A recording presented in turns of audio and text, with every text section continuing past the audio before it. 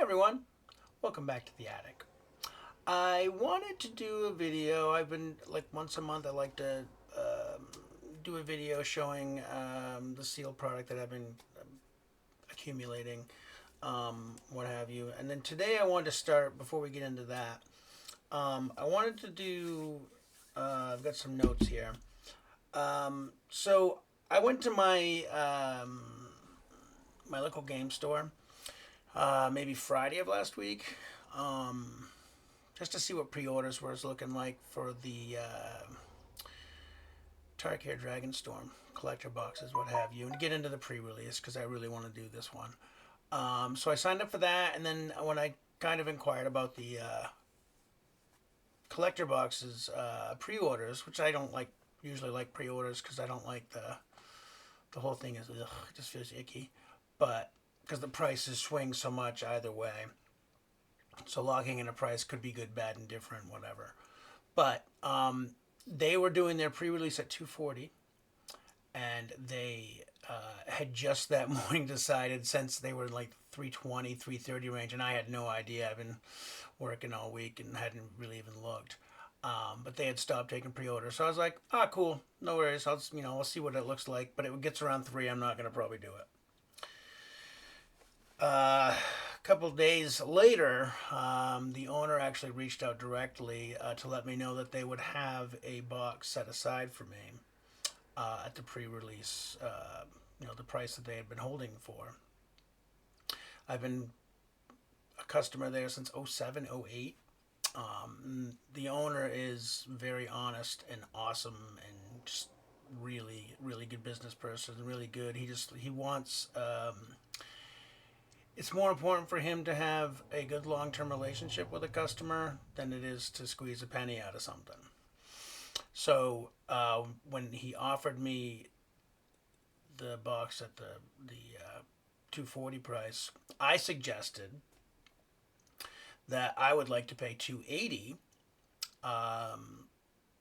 because that way I'm still getting a deal under market, and the business is still getting a decent profit off the box. And he really appreciated that, and he thought, well, that's great, let's do that. um, so I just wanted to put that out there, that just there's so much online about, oh, nobody honors anything in the stores in the pre-release, but everybody's looking for an angle and trying to make a deal, and I get that, because it's always the other guy that's greedy, remember that. But when it's less important to squeeze the penny for either myself or the owner of the shop, it was more important that we continue a good long-term relationship. um, that's where it's at. Like, if we had either of us had done the thing where we really wanted to squeeze that penny, get the best deal, down the road there's going to be something that comes along. So say if I was like, yeah, I'm going to take advantage of the situation, take advantage of the shop for doing that, even though they offered, so it's not really taking advantage, but doing right by them. Later down the road, a nice collection comes in. They don't call me to give me dibs on before they dump it out, before they piece it out and sell. They usually give me a good look before they will do that, because usually if it's a higher end item that I want, I can buy it. They can get most of their money back for what they paid for it, and then it's easier for them to move. So it's good for everybody. But if we weren't taking care of each other, that option wouldn't be there. So it's more about long term than it is about saving every penny, because you can totally go on TCG Player and make a deal on things, and I'm for that. But sometimes just having that trustworthy person that you can go to, especially with a lot of the counterfeit cards and stuff. And this shop, they've got decades of experience. They've been doing this since like '99. So as I get into the vintage Pokemon, that's going to be a great resource for me, where I can in house go in and talk to him, and he can show me how to tell when something's fake, or stuff like that. So invaluable stuff. So an extra $30. Still $40 under the current market. So I'm very happy with that. So I hope that everybody out there has a shop like that they can have that kind of experience with, because that's invaluable. Uh, it's kind of, but not the same, to having a trustworthy mechanic. That you, if you bring your car to the mechanic will say, "Hey, this car is garbage. Don't put any money into it." Having that versus, "Sure, I'll fix it another 12 times," and instead of you buying a new car, you'd spend $12,000 over 2 years to fix a car that's worth like three. But having a good trustworthy relationship, that's just invaluable. So on and on about that. So I live on a budget. We all should live on a budget. We should be spending our money on paper and then adhering to that throughout the month. Um, because that's how we build wealth. You work hard, you don't waste your resource, which is your money. Your money you're trading for your time, which is your most valuable resource. And then when you purchase something, does it hold some form of value? Now, I'm not saying you shouldn't eat anything. You've gotta eat and stuff like that. You gotta have some fun, but making good decisions with your money so you have value. So later down the road, you can exchange that for something else, hopefully, that you need or want more. Um, so yeah, super frugal. And people laugh at me for the things that I do, but I've now found the Dollar Tree, and I'm actually buying a lot of my groceries from there, because you can take the dry stock items there on the real cheap, add your fresh foods and your meats and stuff from the regular grocery store, and you can save you a good amount of money from there.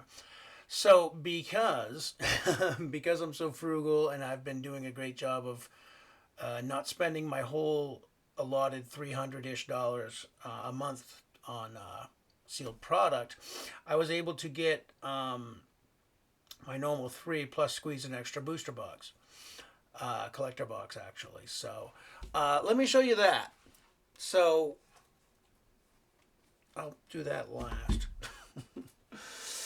So this I got on TCG Player, which everybody knows what this is, I think. Yeah. My first new Capenna. I think I paid $84 for it. Pretty happy with that price, because it's hard for it to go below that, so it should maintain that. It's cool. It's going to look nice on the shelf. And then also a first. I'm going to put that up higher for you. Thunder Junction. My first Thunder Junction. So I'm just put that up there, people can see it. Where? So that one was, gosh, what was that? 118. And that's from Alpha Investments, Rudy. I'm a very happy patron. I'm not leaving, Rudy. Like you say, and I agree. If I don't want the product at the price, don't buy it, because other stuff will be coming along that you would like, or whatever.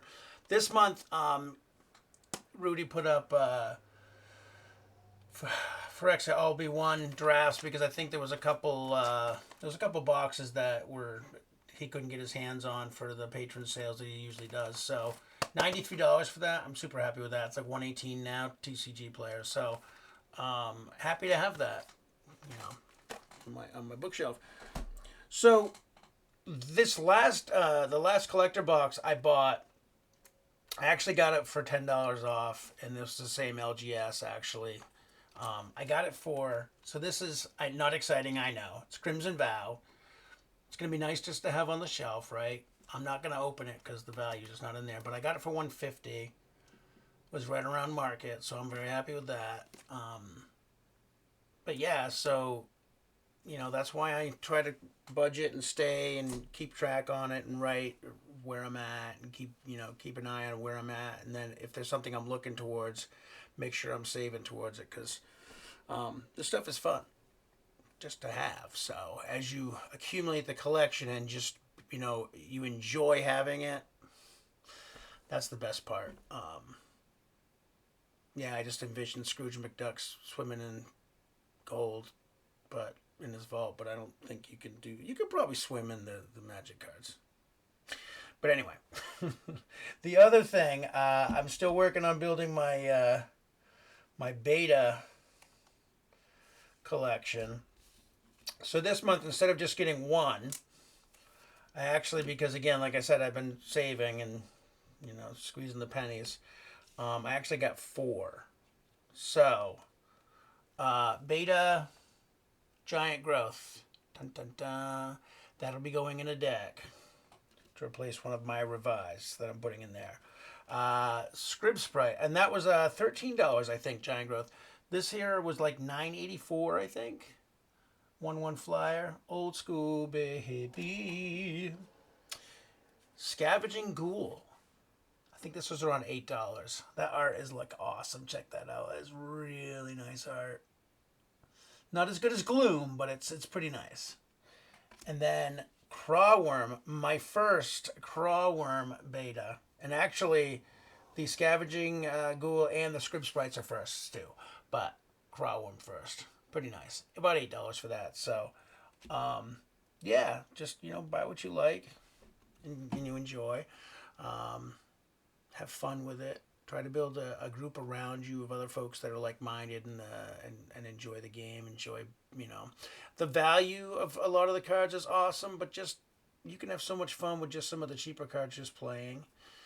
Just finding the group that kind of embodies and has those same kind of ideals about the game. WotC's gotten a lot of heat in the last few years with good reason. The Hasbro stock is bombed down in the 60s from the $98, $100 range because of a lot of the business stuff they did. They're getting a lot of heat for some of the sets being not magic-y, and I get that too, but the sets are still fun, so it's still an enjoyable game. I think they're just trying to figure out how to get, they've got the first 30, they're trying to figure out how to get the next 30. So Final Fantasy is going to be a lot of fun. Tarkir is going to be amazing. I feel indifferent about the Spider-Man set, and I am a huge Marvel fan. We'll see how I feel about that when that comes out. But yeah, so that's enough of my babbling and stuff for the day. But I hope everybody's having a great day, and finding the positives, and the glass is half full at all times, and finding the enjoyment where you can, and just making the best of our days on the planet, and be good to each other, be good to yourself. Yeah, there's just so much to be grateful for. So, all right, gang, it was great for you to visit. I appreciate it. Comments, thoughts, ideas, your story. Love to hear it all down below. Just remember to be nice to each other and me. I'll see you later, guys. Bye.